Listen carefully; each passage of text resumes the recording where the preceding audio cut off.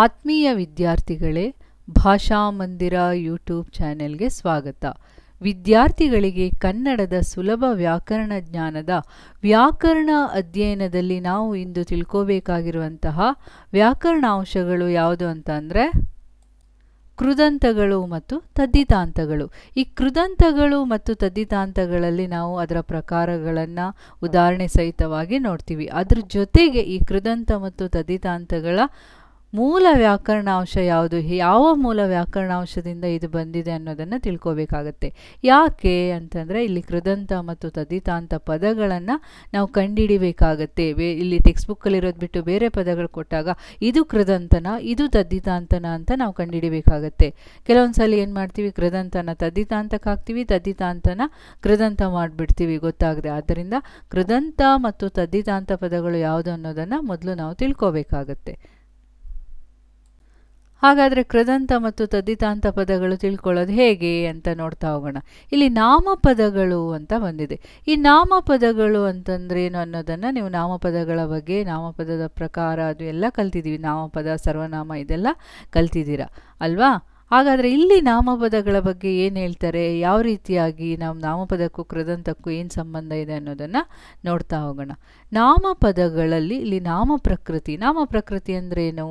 ನಾಮಪದದ ಮೂಲವನ್ನು ನಾಮಪ್ರಕೃತಿ ಅಂತ ಕರಿತೀವಿ. ಹೇಗೆ ಕ್ರಿಯಾಪದದ ಮೂಲವನ್ನು ಧಾತು ಅಥವಾ ಕ್ರಿಯಾಪ್ರಕೃತಿ ಅಂತೀವೋ ಅದೇ ರೀತಿ ನಾಮಪದದ ಮೂಲವನ್ನು ನಾಮಪ್ರಕೃತಿ ಅಂತ ಕರಿತೀವಿ. ಹೆಸರನ್ನು ಸೂಚಿಸುವ ಪದಗಳನ್ನು ನಾಮಪದಗಳೆಂದು ಕರೆಯುವರು. ಹೆಸರನ್ನು ಸೂಚಿಸುವ ಪದಗಳು ಯಾವ ರೀತಿಯಾಗಿ? ನಾಮಪದಗಳನ್ನು ಹೆಸರನ್ನು ಸೂಚಿಸುವ ನಾಮಪದಗಳಾದರೂ, ಈ ನಾಮಪದಗಳು ಅನ್ನೋದು ಹೆಸರನ್ನು ಸೂಚಿಸುವಂಥ ನಾಮಪದಗಳಾದರೂ ಸಹ ವ್ಯಕ್ತಿ, ವಸ್ತು, ಸ್ಥಳ, ಪ್ರಾಣಿ ಹೆಸರನ್ನು ಸೂಚಿಸುವ ಪದಗಳಾಗುವಾಗ ರಚನೆಯಾಗುವ ಬಗೆ ಅಂತಂದರೆ ಇದು ಯಾವ ರೀತಿಯಾಗಿ ರಚನೆ ಆಗುತ್ತೆ? ಹೆಸರನ್ನು ಸೂಚಿಸುವಂತ ಆಯಿತು, ಆದರೆ ಹೇಗೆ? ವ್ಯಕ್ತಿ ಮತ್ತು ಹೆಸರಾಗಿರ್ಬೋದು, ವಸ್ತು, ಸ್ಥಳ, ಪ್ರಾಣಿಗಳ ಹೆಸರನ್ನು ಸೂಚಿಸುವಾಗ ಪದಗಳಾಗಿ ರಚನೆಯಾಗುವ ಬಗೆ ಹೇಗೆ ಅನ್ನೋದನ್ನು ತಿಳ್ಕೋಬೇಕಾಗತ್ತೆ. ನಾವೇನು ಮಾಡ್ತೀವಿ, ನಾಮಪದ ಅಂತಂದರೆ ವ್ಯಕ್ತಿ, ವಸ್ತು, ಸ್ಥಳ, ಪ್ರಾಣಿಗಳ ಹೆಸರನ್ನು ಸೂಚಿಸುವ ಪದವೇ ನಾಮಪದ ಅಂತ ಹೇಳ್ಬಿಡ್ತೀವಿ. ಅದನ್ನು ಸೂಚಿಸುವಾಗ ಹೇಗೆ ಆ ಪದಗಳು ರಚನೆ ಆಗ್ತವೆ ಅನ್ನೋದನ್ನು ತಿಳ್ಕೋಬೇಕಲ್ವಾ? ಅದು ಹೇಗೆ ನೋಡಿ. ಇಲ್ಲಿ ಹೇಗೆ ಅಂತಂದರೆ, ಈಗ ನಾಮಪದದಲ್ಲಿ ಮುಖ್ಯವಾಗಿ ನಾವು ಎರಡು ರೀತಿಯ ನಾಮಪದವನ್ನು ನೋಡ್ತೀವಿ. ಒಂದು ಸಹಜ ನಾಮಪದ, ಇನ್ನೊಂದು ಸಾಧಿತ ನಾಮಪದ. ಸಹಜ ಹೆಸರಲ್ಲೇ ಗೊತ್ತಾಗುತ್ತೆ, ಸಹಜವಾಗಿ ಬಂದಿರುವಂಥದ್ದು. ಸಾಧಿತ ಅಂತಂದರೆ ಬೇರೆ ಬೇರೆ ಪ್ರಕ್ರಿಯೆಗಳಿಂದ ಬದಲಾವಣೆಯೊಂದು ಬೇರೆ ಬೇರೆ ರೀತಿಯಲ್ಲಿ ಆಗಿರುವಂಥ ಸಾಧಿತವಾಗಿರುವಂಥ ನಾಮಪದ. ಈಗ ಹೇಗೆ ಇದು ನೋಡ್ತಾ ಹೋಗೋಣ. ಉದಾಹರಣೆಯಿಂದ ನೋಡ್ತಾ ಹೋದರೆ ನಮಗೆ ಗೊತ್ತಾಗುತ್ತೆ. ಸಹಜ ನಾಮಪದದ ಎರಡು ಉದಾಹರಣೆ ಇದೆ. ಕನ್ನಡ, ನೋಡು ಅಂತ ಇದೆ. ಇಲ್ಲಿ ಸಾಧಿತ ನಾಮಪದಕ್ಕೆ ಎರಡು ಉದಾಹರಣೆ ಇದೆ. ಕನ್ನಡಿಗ, ನೋಟ ಅಂತ ಇದೆ ಅಲ್ವಾ? ಅದೇ ಉದಾಹರಣೆಗಳು ಇಲ್ಲಿ ಯಾವ ರೀತಿ ಚೇಂಜ್ ಆಗಿದೆ, ಯಾಕೆ ಚೇಂಜ್ ಆಗಿದೆ, ಹೇಗೆ ಚೇಂಜ್ ಆಗಿದೆ, ಏನು ಎತ್ತ ಅನ್ನೋದು ನೋಡಬೇಕಲ್ವಾ. ಈಗ ನೋಡಿ, ಈಗ ಮೊದಲನೇದು ಕನ್ನಡ. ಇಲ್ಲಿ ಕನ್ನಡ ಎನ್ನುವಂಥದ್ದು ಸಹಜ ನಾಮಪದ, ಸಹಜವಾಗಿದೆ. ಇದು ಸಾಧಿತವಾಗಿ ಒಂದು ಪ್ರಕ್ರಿಯೆಗಳ ಮೂಲಕ ಹೊಸದಾಗಿ ರಚನೆಯಾಗಿದೆ. ಯಾವ ರೀತಿಯಾಗಿ? ಕನ್ನಡಿಗ ಅನ್ನುವಂಥ ಪ್ರಕ್ರಿಯೆಗಳ ಮೂಲಕ. ಹೇಗೆ? ಕನ್ನಡ ಮಾತನಾಡುವನು ಕನ್ನಡಿಗ ಅಂತೀವಿ. ಇಲ್ಲಿ ಕನ್ನಡ ಅನ್ನುವಂಥದ್ದು ಸಹಜ ನಾಮಪದ. ಈ ಸಹಜ ನಾಮಪದದಿಂದ ಸಾಧಿತವಾದ ನಾಮಪದವಾಗಿದೆ. ಯಾವ ರೀತಿಯಾಗಿ?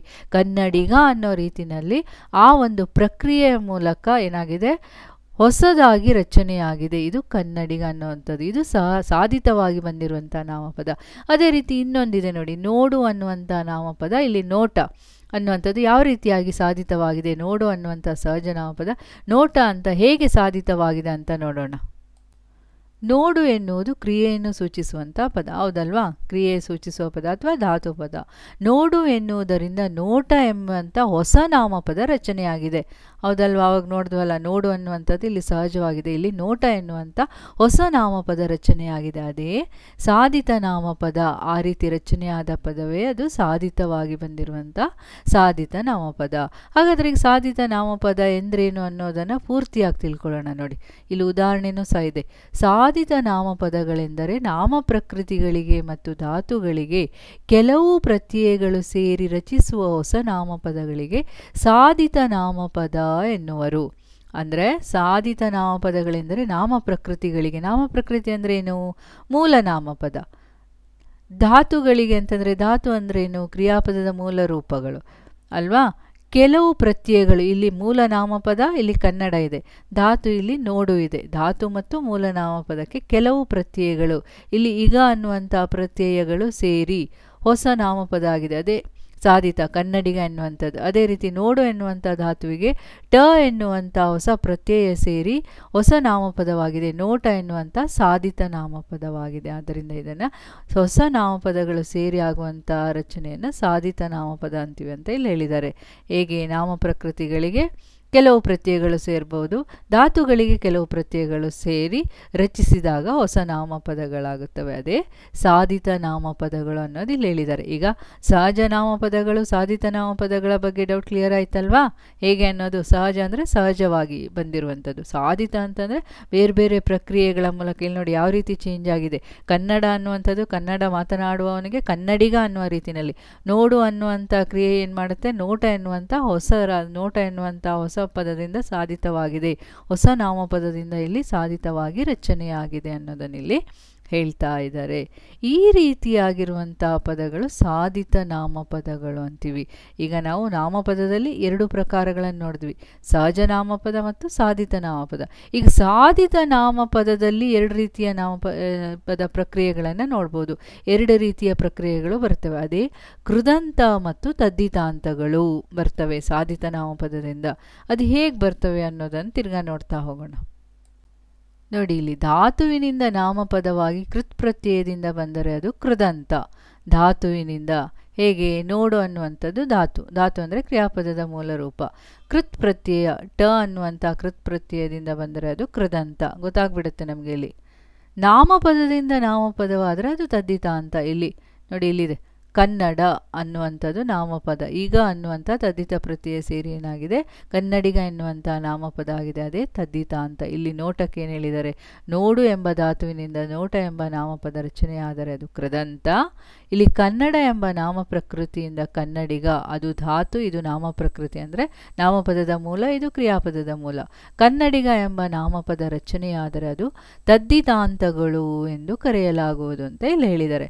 ಅದ್ರ ಜೊತೆಗೆ ಇಲ್ಲಿ ನೋಡಿ, ವಿಭಾಗ ಮಾಡಿದಾಗ ಇನ್ನೂ ಈಸಿಯಾಗಿ ನಮಗೆ ಇವಾಗ ಬೇಗ ಕಂಡುಹಿಡಿಯೋದು. ಇಷ್ಟೆಲ್ಲ ತಿಳ್ಕೊಂಡ್ಮೇಲೆ ಇದು ಕೊನೆಯಲ್ಲಿ ಈಸಿಯಾಗಿ ನೋಡಿ, ಪೂರ್ವಪದ ನಾಮಪದವಾದರೆ ತದ್ದಿತಾಂತ.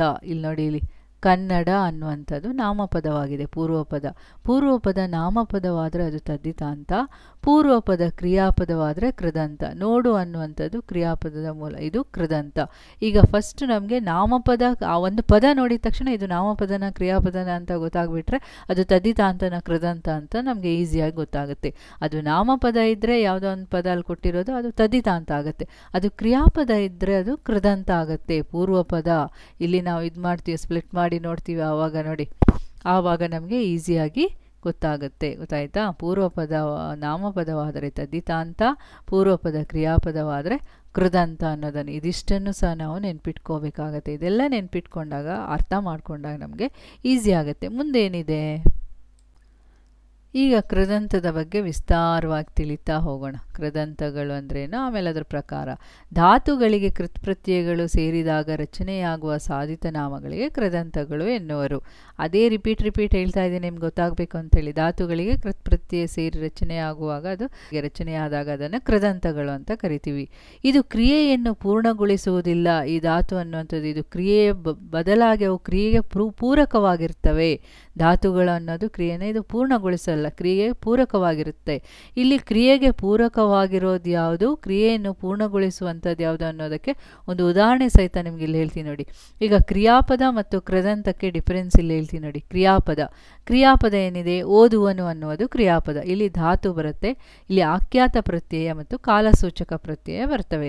ಇಲ್ಲಿ ನೋಡಿ, ಓದು ಪ್ಲಸ್ ವ, ಓದುವ, ಇದು ಆಖ್ಯಾತ. ಅನು ಕಾಲಸೂಚಕವು, ಓದುವನು ಇದು ಕ್ರಿಯಾಪದ. ಆಖ್ಯಾತ ಪ್ರತ್ಯಯ ಸೇರಿದರೆ ಅದು ಕ್ರಿಯಾಪದವಾಗುತ್ತೆ.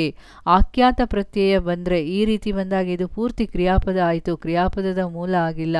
ಅದು ನೋಡಿದ ತಕ್ಷಣ ಓದು ಅನ್ನೋದು ಮಾತ್ರ ಇದು ಕ್ರಿಯಾಪದ ಧಾತುವಾಗಿರುತ್ತೆ. ಇಲ್ಲಿ ಇದು ಕೃದಂತ ಪ್ರತ್ಯಯವಾಗಬೇಕಾದ್ರೆ, ಇದು ಕೃದಂತವಾಗಬೇಕಾದ್ರೆ ಇಲ್ಲಿ ಆಖ್ಯಾತ ಪ್ರತ್ಯಯ ಬರಲ್ಲ. ಆಖ್ಯಾತ ಪ್ರತ್ಯಯ ಸೇರಿದಾಗ ಅದು ಕ್ರಿಯಾಪದವಾಗುತ್ತೆ ಅನ್ನೋದನ್ನು ನೆನ್ಪಿಟ್ಕೋಬೇಕು. ಈಗ ಕೃದಂತದ್ದು ಇದು ನಿಮ್ಗೆ ಗೊತ್ತಾಗಲಿ ಅಂತೇಳಿ ಇಲ್ಲಿ ಹೇಳ್ತಾ ಇರೋದು. ಕೃದಂತದಲ್ಲಿ ನೋಡಿ, ಓದುವ ಅನ್ನುವಂಥದ್ದು ಓದು, ಓದುವಂಥದ್ದು ಇಲ್ಲಿ ತೋರಿಸ್ತದೆ, ಇಲ್ಲಿ ಕಾಲಸೂಚಕವನ್ನು ತೋರಿಸುತ್ತೆ.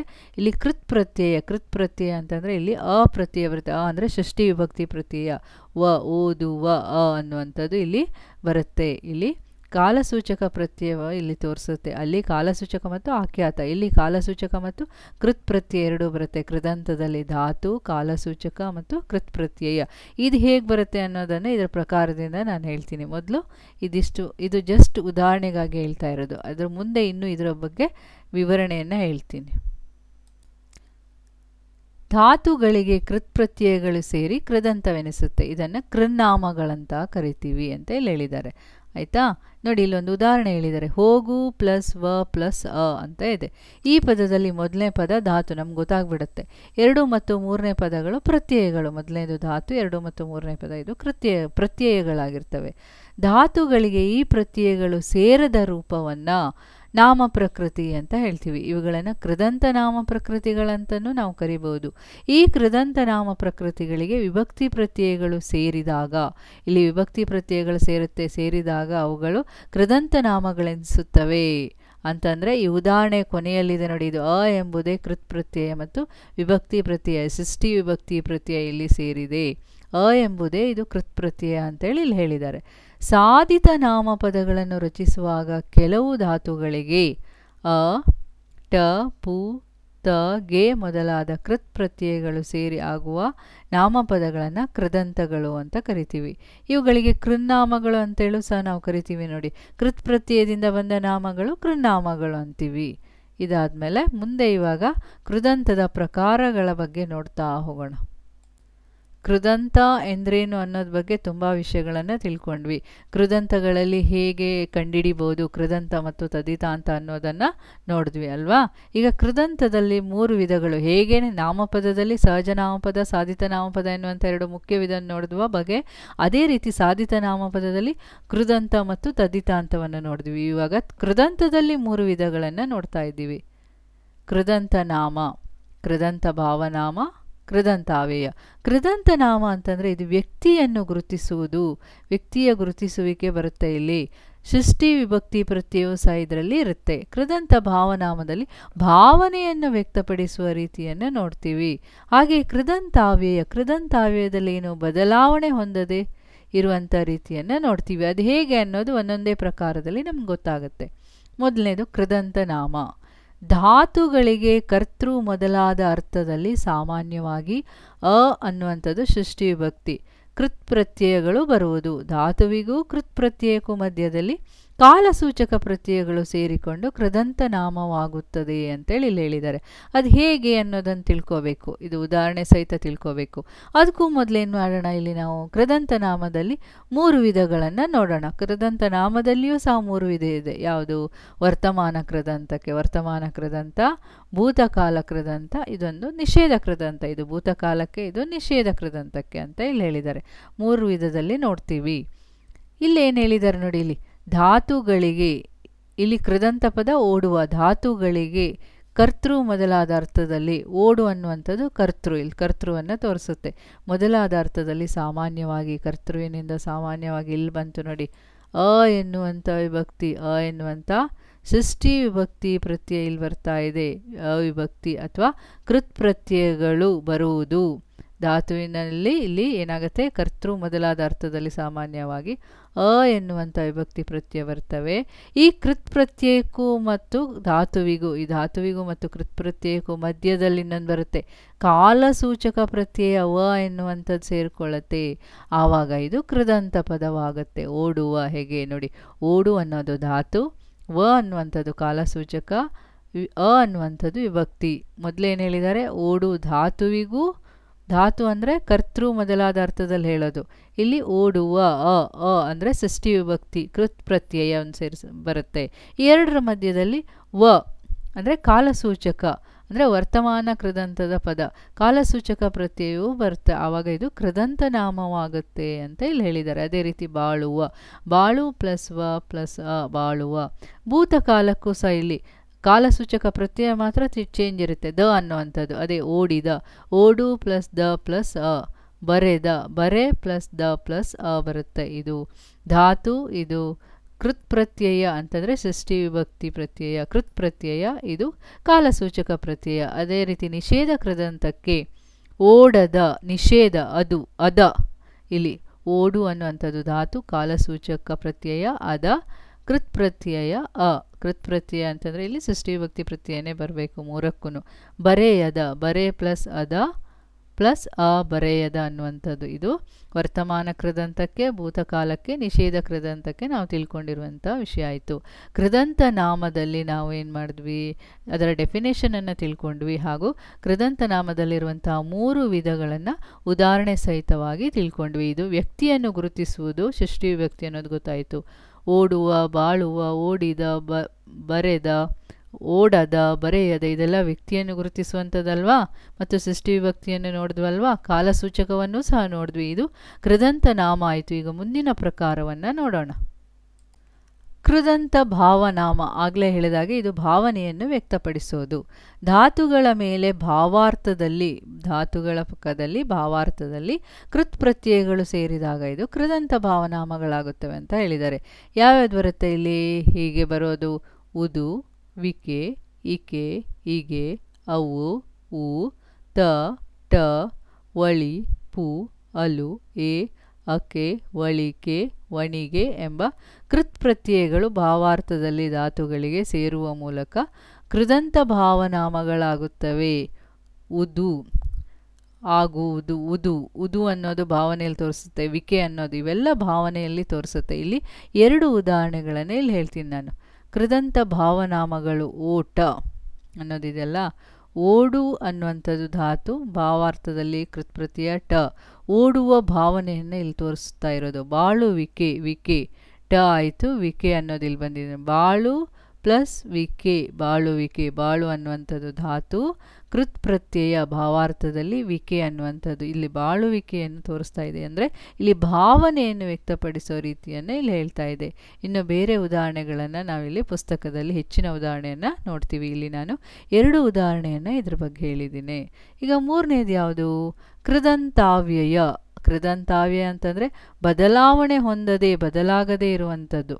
ಧಾತುಗಳಿಗೆ ಉತ್ತ, ಅದೆ, ದರೆ, ಅಲು, ಅಲಿಕೆ, ಅ, ಇ, ದು ಇತ್ಯಾದಿ ಪ್ರತ್ಯಯಗಳು ಸಾಧಿತ ನಾಮಪದವಾದರೆ, ಸಾಧಿತವಾಗಿ ನಾಮಪದವಾದರೆ ಅದು ಕೃದಂತಾವ್ಯಯ ಅಂತ ಇಲ್ಲಿ ಹೇಳಿದ್ದಾರೆ ನೋಡಿ. ಇಲ್ಲಿ ಉದಾಹರಣೆ ಕೃದಂತಾವ್ಯಯಕ್ಕೆ: ಮಾಡುತ್ತ, ಉತ್ತ. ಮಾಡು ಅನ್ನೋದು ಧಾತು ಕೃತ್ ಪ್ರತ್ಯಯ ಉತ್ತ. ಇಲ್ಲಿ ಮಾಡುತ್ತ ಅನ್ನೋದು ಇಲ್ಲಿ ಯಾವುದೇ ರೀತಿಯಾದಂಥ ಒಂದು ಬೇರೆ ಪದವನ್ನು ಇಲ್ಲಿ ಸೇರಿಸ್ಲಿಕ್ಕಾಗಲ್ಲ. ಇದು ಬದಲಾವಣೆ ಹೊಂದದೆ ಹಾಗೆ ಇರುವಂಥದ್ದು. ಮಾಡದೆ, ಮಾಡು ಪ್ಲಸ್ ಅದೇ, ಮಾಡದೆ ಈ ರೀತಿಯಾಗಿರುತ್ತೆ. ಮಾಡು ಪ್ಲಸ್ ಉತ್ತ, ಮಾಡುತ್ತಾ, ಮಾಡು ಪ್ಲಸ್ ಅದೇ, ಮಾಡದೆ ಅನ್ನುವಂಥದ್ದು ಬರುತ್ತೆ. ಇದು ಕೃದಂತಾವ್ಯಯ. ಇಲ್ಲಿ ಕೃದಂತ ನಾಮ, ಕೃದಂತ ಭಾವನಾಮ, ಕೃದಂತಾವ್ಯಯದ ಬಗ್ಗೆ ತಿಳ್ಕೊಂಡಾಯಿತು. ಈಗ ತದ್ದಿತಾಂತದ ಬಗ್ಗೆ ನೋಡೋಣ. ತದ್ದಿತಾಂತಗಳು, ತದ್ದಿತ ಪ್ಲಸ್ ಅಂತ ತದ್ದಿತಾಂತಗಳು. ಏನು ತದ್ದಿತಾಂತದಲ್ಲಿ ಯಾವ ರೀತಿ ಪ್ರಕಾರ ಇದೆ ನೋಡ್ತಾ ಹೋಗೋಣ. ಹೇಗೆ ಕೃದಂತದಲ್ಲಿ ಪ್ರಕಾರಗಳು ಡೆಫಿನೇಷನನ್ನು ನೋಡಿದೋ ಅದೇ ರೀತಿ ತದ್ದಿತಾಂತದಲ್ಲಿಯೂ ಸಹ ನೋಡ್ತೀವಿ. ಸಾಧಿತ ನಾಮಪದಗಳನ್ನು ರಚಿಸುವಾಗ ಕೆಲವು ನಾಮಪ್ರಕೃತಿಗಳ ಮೇಲೆ ಬೇರೆ ಬೇರೆ ಅರ್ಥದಲ್ಲಿ ಗಾರ, ಕಾರ, ಈಗ, ಅಡಿಗ, ವಂತ, ಇಕ ಮುಂತಾದ ತದ್ದಿತ ಪ್ರತ್ಯಯಗಳು ಸೇರಿ ತದ್ದಿತಾಂತವಾಗುತ್ತವೆ. ಕೃದಂತದಲ್ಲಿ ನಾವು ಕ್ರಿಯಾಪದವನ್ನು ಅಥವಾ ಕ್ರಿಯಾಪದದ ಮೂಲರೂಪವಾಗಿರುವಂಥ ಧಾತುಗಳನ್ನು ನೋಡ್ತೀವಿ. ಧಾತುಗಳು ಪೂರ್ವಪದದಲ್ಲಿ ಏನು ಬರುತ್ತೆ? ಧಾತುವನ್ನು ಸೂಚಿಸುತ್ತೆ. ಇಲ್ಲಿ ಏನು ಬರುತ್ತೆ? ನಾಮಪದವನ್ನು ಸೂಚಿಸುತ್ತೆ. ನಾಮ ಪ್ರಕೃತಿಯನ್ನು ಸೂಚಿಸಿ ನಾಮಪದವಾದರೆ ಅದು ಕೃದಂತವಾಗಿರುತ್ತೆ. ಸಾಧಿತ ನಾಮಪದಗಳಲ್ಲಿ ನೋಡಿ, ಇಲ್ಲಿ ಇದರಲ್ಲಿ ನಾವು 3 ಪ್ರಕಾರಗಳನ್ನು ನೋಡ್ತೀವಿ ಈ ತದ್ದಿತ ಪ್ರತ್ಯಯದಲ್ಲಿ. ತದ್ದಿತಾಂತ ನಾಮ, ತದ್ದಿತಾಂತ ಭಾವನಾಮ, ತದ್ದಿತಾಂತಾವ್ಯಯಗಳನ್ನುವಂಥ 3 ರೀತಿ ಇದೆ. ಮೊದಲನೇದು ಯಾವುದು? ತದ್ದಿತಾಂತ ನಾಮ. ತದ್ದಿತಾಂತ ನಾಮ ಏನು ಹೇಳುತ್ತೆ? ನಾಮಪದಗಳಿಗೆ ತದ್ದಿತ ಪ್ರತ್ಯಯಗಳು ಸೇರಿ ಆಗುವ ಪದಗಳೇ ತದ್ದಿತಾಂತ ನಾಮಪದಗಳು. ನಾಮಪದಗಳಿಗೆ ತದ್ದಿತ ಪ್ರತ್ಯಯಗಳು ಸೇರಿ ಆಗುವಂಥ ಪದಗಳು ತದ್ದಿತಾಂತ ನಾಮಗಳು ಅಂತ ಹೇಳ್ತೀವಿ. ಹೇಗೆ? ಇಲ್ಲಿ ಗಾರ, ಕಾರ, ಈಗ, ಇತಿ, ಗಿತ್ತಿ, ಇತ್ತಿ ಇತ್ಯಾದಿ ಪ್ರತ್ಯಯಗಳು ಸೇರಿ ತದ್ದಿತಾಂತ ನಾಮಗಳಾಗುತ್ತವೆ. ಉದಾಹರಣೆ ನೋಡಿಲಿ: ನಾಮ ಪ್ರಕೃತಿ, ತದ್ದಿತ ಪ್ರತ್ಯಯ, ತದ್ದಿತಾಂತ. ಇಲ್ಲಿ ಏನು ಹೇಳಿದ್ದಾರೆ? ಗಾರ, ಕಾರ, ಈಗ ಅನ್ನೋದು ಇಲ್ಲಿ ಪುಲ್ಲಿಂಗ ರೂಪದಲ್ಲಿದೆ. ಇತಿ, ಗಿತ್ತಿ, ಇತ್ತಿ ಅನ್ನೋದು ಸ್ತ್ರೀಲಿಂಗ ರೂಪದಲ್ಲಿಯೂ ಸಹ ಇದೆ. ಇಲ್ಲಿ ನೋಡಿ, ಬಳೆ ಪ್ಲಸ್ ಗಾರ ಬಳೆಗಾರ, ಬಳೆ ಪ್ಲಸ್ ಗಾರ್ತಿ ಅಂದರೆ ಬಳೆಗಾರ್ತಿ. ಇದು ಸ್ತ್ರೀಲಿಂಗ ರೂಪದಲ್ಲಿ ಬರ್ತವೆ, ಇದು ಪುಲ್ಲಿಂಗ ರೂಪದಲ್ಲಿ ಬಂದಿದೆ, ಪುರುಷ ರೂಪದಲ್ಲಿ. ಇದು ಬಳೆ ಪ್ಲಸ್ ಗಾರ ಬಳೆಗಾರ ಅನ್ನುವಂಥದ್ದು. ಇದು ನಾಮ ಪ್ರಕೃತಿ, ತದ್ದಿತ ಪ್ರತ್ಯಯ, ತದ್ದಿತಾಂತಗಳು. ತದ್ದಿತಾಂತ ನಾಮದಲ್ಲಿ ನಾವು ತಿಳ್ಕೋಬೇಕಾಗಿರುವಂಥ ಪದಗಳಿದು, ಗೊತ್ತಾಯ್ತಾ? ಮುಂದಿನ ಪ್ರಕಾರ ತದ್ದಿತಾಂತ ಭಾವನಾಮ. ಇದು ಸಹ ಭಾವನೆಯನ್ನು ವ್ಯಕ್ತಪಡಿಸುವುದು. ಸಾಮಾನ್ಯವಾಗಿ ಷಷ್ಠಿ ವಿಭಕ್ತ್ಯಾಂತಗಳಾದ ನಾಮಪದಗಳ ಮುಂದೆ ಭಾವಾರ್ಥದಲ್ಲಿ ತನ, ಇಕೆ, ಪೂ, ಮೇ ಇತ್ಯಾದಿ ತದ್ದಿತ ಪ್ರತ್ಯಯಗಳು ಸೇರಿ ತದ್ದಿತಾಂತ ಭಾವನಾಮಗಳೆನಿಸುವವು. ಸಾಮಾನ್ಯವಾಗಿ ಷಷ್ಠಿ ವಿಭಕ್ತ್ಯಾಂತ ಬರ್ತವೆ. ಇಲ್ಲಿ ಷಷ್ಠಿ ವಿಭಕ್ತ್ಯಾಂತವಾಗಿರುವಂತಹ ನಾಮಪದಗಳ ಮುಂದೆ ಭಾವಾರ್ಥದಲ್ಲಿ ಭಾವನೆ ವ್ಯಕ್ತಪಡಿಸುವುದು. ತನ, ಇಕೆ, ಪೂ, ಮೇ ಅನ್ನುವಂತಹ ತದ್ದಿತ ಪ್ರತ್ಯಯಗಳು ಸೇರಿ ತದ್ದಿತಾಂತವ ನಾಮವಾಗುತ್ತವೆ ಅಂತ ಇಲ್ಲಿ ಹೇಳಿದ್ದಾರೆ ನೋಡಿ, ಭಾವನಾಮ ಆಗೋದು. ಇಲ್ಲಿ ತದ್ದಿತಾಂತ ಭಾವನಾಮ. ಇಲ್ಲಿ ಜಾಣತನ ಅನ್ನುವಂಥ ಪದ. ಇಲ್ಲಿ ನಾಮ ಪ್ರಕೃತಿ ಜಾಣನ, ತದ್ದಿತ ಪ್ರತ್ಯಯ ತನ, ಜಾಣನ ಭಾವನೆ, ಜಾಣನ ಭಾವ, ತನ ಅಂದರೆ ಜಾಣತನ. ಇಲ್ಲಿ ಭಾವನೆ, ಜಾಣನ ಭಾವನೆಯನ್ನೇ ಇಲ್ಲಿ ವ್ಯಕ್ತಪಡಿಸ್ತಾ ಇರೋದು ಜಾಣತನ ಅನ್ನೋದು. ಇಲ್ಲಿ ಒಂದು ಉದಾಹರಣೆಗಳನ್ನು ಹೇಳಿದ್ದೀನಿ. ನಮಗೆ ಪುಸ್ತಕದಲ್ಲಿ ಕೆಲವು ಉದಾಹರಣೆಗಳನ್ನು ನಾವು ನೋಡ್ತೀವಿ. ಮೂರನೇದು ತದ್ದಿತಾಂತಾವ್ಯಯ. ನಾಮಪದಗಳ ಮುಂದೆ ಅಂತೆ, ಓಲ್, ಓಲು, ಓಲು, ತನಕ, ವರೆಗೆ, ಮಟ್ಟಿಗೆ, ಓಸ್ಕರ ಇಂಥ ಇತ್ಯಾದಿ, ಈ ಆಗಿ, ಓಸುಗ ಈ ರೀತಿ ಹಲವಾರು ತದ್ದಿತ ಪ್ರತ್ಯಯಗಳನ್ನು, ತದ್ದಿತಾಂತಾವ್ಯಯಗಳನ್ನು ನಾವು ನೋಡ್ತೀವಿ. ಇದರಲ್ಲಿ ಯಾವುದರಲ್ಲಿ? ತದ್ದಿತಾಂತಾವ್ಯಯದಲ್ಲಿ. ಈಗ ಇಲ್ಲಿದೆ ನೋಡಿ, ಒಂದು ಉದಾಹರಣೆಯನ್ನು ನಾನು ತಗೊಂಡಿದ್ದೀನಿ. ತದ್ದಿತಾಂತಾವ್ಯಯ ಪದಗಳು ಚಂದ್ರನಂತೆ. ಇಲ್ಲಿ ಅಂತೆ ಅನ್ನೋ ಪದದಿಂದ ಚಂದ್ರನ ಪ್ಲಸ್ ಅಂತೆ, ಚಂದ್ರನಂತೆ. ಇದು ನಾಮ ಪ್ರಕೃತಿ, ಇದು ತದ್ದಿತ ಪ್ರತ್ಯಯ. ಚಂದ್ರನೋಲ್, ಚಂದ್ರನ ಪ್ಲಸ್ ಓಲ್, ಚಂದ್ರನೋಲ್ ಬರುತ್ತೆ. ತನಕ ಅನ್ನೋದು ಪದಕ್ಕೂ ಬರುತ್ತೆ. ಶಾಲೆಯ ತನಕ, ಶಾಲೆಯ ಪ್ಲಸ್ ತನಕ. ಅಲ್ಲಿಯವರೆಗೆ, ಅಲ್ಲಿಯ ಪ್ಲಸ್ ವರೆಗೆ. ಹೀಗೆ ಹಲವಾರು ಪದಗಳು ನಮ್ಮ ಪುಸ್ತಕದಲ್ಲಿ ಉದಾಹರಣೆಗಳಾಗಿ ಬಂದಿವೆ. ನಾನು ಇಲ್ಲಿ ಒಂದು ಉದಾಹರಣೆಯನ್ನು ತಗೊಂಡಿದ್ದೀನಿ. ಇಲ್ಲಿ ನಾವು ಇವಾಗ ಏನು ಮಾಡಿದ್ವಿ? ಕೃದಂತ ಮತ್ತು ತದ್ದಿತಾಂತದ ಪ್ರಕಾರಗಳು, ಅದರ ಮೂಲಗಳ ಬಗ್ಗೆ ತಿಳ್ಕೊಂಡಿದ್ದೀವಲ್ಲ. ಅದು ತಿಳ್ಕೊಂಡ ನಂತರ ನಾವು ಇಲ್ಲಿ ಕೆಲವೊಂದು ಪ್ರಶ್ನೆಗಳನ್ನು ಸಹ ನಿಮಗೆ ಇಲ್ಲಿ ಕೊಡ್ತಾ ಇದ್ದೀನಿ. ಉತ್ತರ ಸಹಿತವಾದಂತಹ ಪ್ರಶ್ನೆಗಳ ಮೂಲಕವೂ ವಿವರಿಸ್ತಾ ಇದ್ದೀನಿ. ಒಂದೊಂದಾಗಿ ನೋಡೋಣ. ಬಿಟ್ಟ ಸ್ಥಳ ಮತ್ತು ಬಹು ಆಯ್ಕೆ ಪ್ರಶ್ನೆಯನ್ನು ಸಹ ನಾನು ಇಲ್ಲಿ ಕೊಡ್ತಾ ಇದ್ದೀನಿ. ಇದು ನಿಮಗೆ ಪರೀಕ್ಷಾ ದೃಷ್ಟಿಯಿಂದ ಬಹಳ ಮುಖ್ಯವಾಗಿರುತ್ತೆ ನೋಡಿ. ಮಾಟ ಇದು ಡ್ಯಾಶ್ ನಾಮಕ್ಕೆ ಉದಾಹರಣೆಯಾಗಿದೆ ಅಂತ ಇಲ್ಲಿ ಹೇಳಿದ್ದಾರೆ. ಇದು ಕೃದಂತ ಭಾವನಾಮಕ್ಕೆ ಉದಾಹರಣೆ ಮಾಟ. ಆ ಎಕ್ಸ್ಪ್ಲೇನ್ ನೆನ್ಪು ಮಾಡ್ಕೊಂಡಂಗೆ ಇದು ನೋಡ್ತಾ ಹೋದರೆ ನಮ್ಗೆ ಗೊತ್ತಾಗುತ್ತೆ. ಎರಡನೇದು, ಕೃದಂತದ ಕೊನೆಯಲ್ಲಿರುವ ಪ್ರತ್ಯಯವನ್ನು ಏನಂತೀವಿ? ಡ್ಯಾಶ್ ಕೃತ್ ಪ್ರತ್ಯಯ ಅಂತೀವಿ. ಮೂರನೇದು, ಧಾತುಗಳಿಗೆ ಕೃತ್ ಪ್ರತ್ಯಯಗಳು ಸೇರಿದಾಗ ಏನಾಗ್ತವೆ? ಕೃದಂತವಾಗ್ತವೆ. ಧಾತುಗಳಿಗೆ ಕೃತ್ ಪ್ರತ್ಯಯ ಸೇರಿದಾಗ. ನಾಲ್ಕನೇ ಪ್ರಶ್ನೆ, ಬಾಳುವ ಇದು ಯಾವುದಕ್ಕೆ ಉದಾಹರಣೆಯಾಗಿದೆ? ಕೃದಂತ ನಾಮಕ್ಕೆ ಉದಾಹರಣೆಯಾಗಿದೆ. ಡ್ಯಾಶ್ಗೆ ಉದಾಹರಣೆ ಬಾಳುವ, ಕೃದಂತ ನಾಮ ಬಾಳುವ ಅಂತ ಇಲ್ಲಿದೆ ನೋಡಿ. ಬಾಳಿದ ಇದು ಕೃದಂತ ನಾಮದ ಡ್ಯಾಶ್ ಕಾಲಕ್ಕೆ ಉದಾಹರಣೆ. ಬಾಳಿದ, ಇಲ್ಲಿ ಕೇಳಿದ ಪ್ರಶ್ನೆ ನೋಡಿ, ಇಲ್ಲಿ ಕೇಳಿರೋದು ನೋಡಿ, ಇದು ಭೂತಕಾಲಕ್ಕೆ ಉದಾಹರಣೆ. ಬರೆಯದ ಪದವು ಡ್ಯಾಶ್ ಕೃದಂತಕ್ಕೆ ಉದಾಹರಣೆ. ಇದು ನಿಷೇಧ ಕೃದಂತಕ್ಕೆ ಉದಾಹರಣೆಯಾಗಿದೆ. ಇಲ್ಲಿ ಏಳನೇ ಪ್ರಶ್ನೆ ನೋಡಿ, ಓಟ ಈ ಪದದಲ್ಲಿರುವ ಕೃತ್ ಪ್ರತ್ಯಯ ಟ. ಎಂಟನೇ ಪ್ರಶ್ನೆ ನೋಡಿ, ಬಾಳುವಿಕೆ ಈ ಪದದಲ್ಲಿರುವಂಥ ಕೃತ್ ಪ್ರತ್ಯಯ ವಿಕೆ. ನಂಬಿಕೆ ಈ ಪದದಲ್ಲಿರುವಂಥ ಕೃತ್ ಪ್ರತ್ಯಯ ಇಕೆ. ತೊಡುಗೆ ಈ ಪದದಲ್ಲಿರುವಂಥ ಕೃತ್ ಪ್ರತ್ಯಯ ಗೆ.